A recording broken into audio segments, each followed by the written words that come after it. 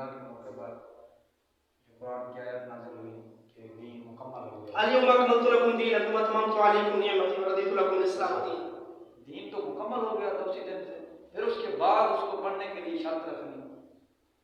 چلو یار ہم آپ سے نا موٹی سی بات کرتے ہیں.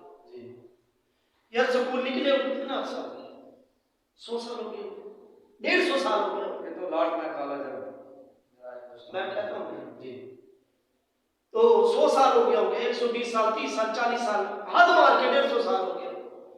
یار اس سے پہلے حضور داتا نے میری سرکار کے وصال پر انوار کو آج کم و بیش 1000 سال ہو گئے اور حضور بابا فرید الدین مسعود گردش کر کے وصال پر انوار کو کم و بیش 700 سال ہو گئے.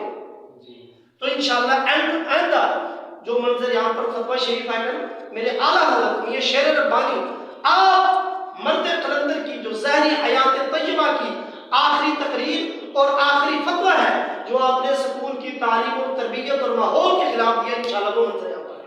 اللہ السلام میں ایک سوال ہے چھوٹا سا. آیا کہ جن مدارس میں میٹرک کی تعلیم شرط ہے کیا ان میں بچوں کو پڑھانا کیسا ہے؟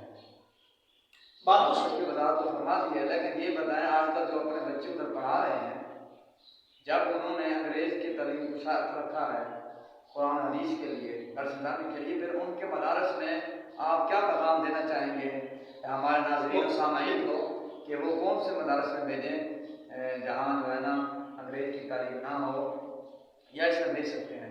آپ میری بات سن آپ کو میں پہلے یہ بات کر گیا ہوں کہ انہوں نے جو میٹرک شرط رکھی ہے ٹھیک ہے شرط پہلے انگریز والی رکھی ہے یہودیت اور نصارہ والی رکھی ہے.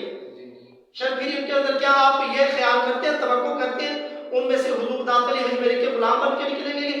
وہ کوئی انہی مدارس کے اندر طلباء کو پڑھانا چاہیے جہاں پیر مہر علی کے غلام بن کے نکلتے ہیں.